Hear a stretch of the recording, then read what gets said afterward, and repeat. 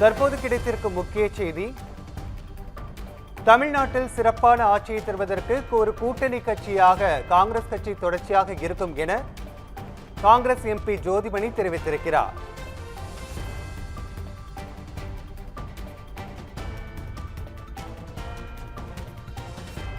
அதற்காக தவேக தேர்ந்தெடுக்கும் அனைத்து வழிமுறைகளையும் காங்கிரஸ் கட்சி ஆதரிக்க முடியாது என ஜோதிமணி தெரிவித்திருக்கிறார்.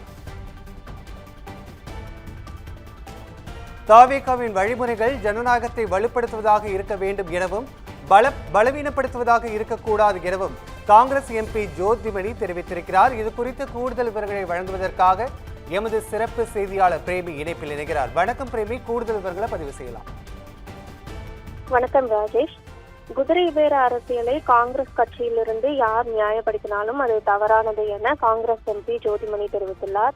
இது தொடர்பாக அவர் தனது எக்ஸ் வலைதள பக்கத்தில் வெளியிட்டுள்ள பதிவில், தமிழ்நாட்டு மக்களுக்கு ஒரு சிறப்பான ஆட்சியை தருவதற்கு ஒரு கூட்டணி கட்சியாக காங்கிரஸ் நிச்சயம் தவேகாவிற்கு துணை நிற்போம் எனவும், ஆனால் அதற்காக தவேகா தேர்ந்தெடுக்கும் அனைத்து வழிமுறைகளையும் காங்கிரஸ் கட்சி ஆதரிக்க முடியாது எனவும் தெரிவித்துள்ளார்.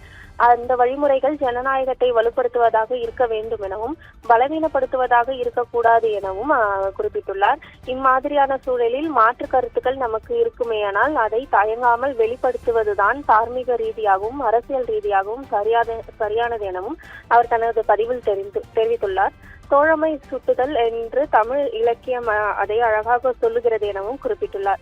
தொடர்ந்து தனது பதிவில், குதிரை பேர அரசியலை காங்கிரஸ் கட்சியிலிருந்து யார் நியாயப்படுத்தினாலும் அது தவறானது என குறிப்பிட்டுள்ள ஜோதிமணி, இந்தியாவில் ஜனநாயகத்தை காங்கிரஸ் கட்சியை பலவீனப்படுத்த பாஜக முதலில் கையில் எடுத்த ஆயுதம் குதிரை பேரம் எனவும் விமர்சித்துள்ளார்.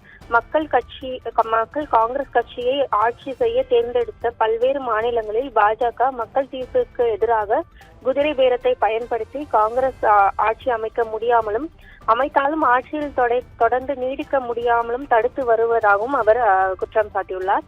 தொடர்ந்து தமிழ்நாட்டில் காங்கிரஸ் கட்சி குதிரை பேரத்தை ஆதரிக்கும், தமிழ்நாட்டிற்கு வெளியே எதிர்க்கும் என்கின்ற இரட்டை நிலைப்பாட்டை காங்கிரஸ் கட்சி ஒருபோதும் எடுக்க முடியாது எனவும், ஜனநாயகத்தை பலவீனப்படுத்தும் ஒரு சக்தியாக காங்கிரஸ் கட்சி செயல்படுமேயானால் அது காந்திக்கும் நேருவுக்கும் கொண்ட கொள்கைக்கும் செய்கிற வரலாற்று துரோகமாக மாறிவிடும் எனவும் அவர் குறிப்பிட்டுள்ளார்.